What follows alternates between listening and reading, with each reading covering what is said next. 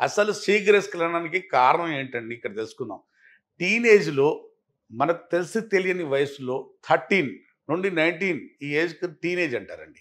ఈ ఏజ్‌లో మనం ఏం చేస్తాం? తెలిసి తెలియని వయసులో హస్తప్రయోగం చేసుకోవడం మొదలుపెడతాం.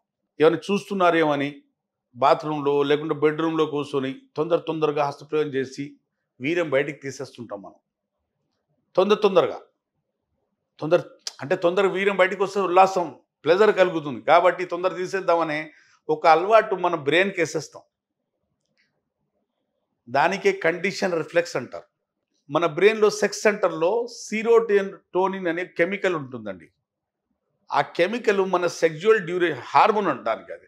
ఆ హార్మోన్ మన సెక్సువల్ డ్యూరేషన్ కంట్రోల్ చేస్తుంటుంది.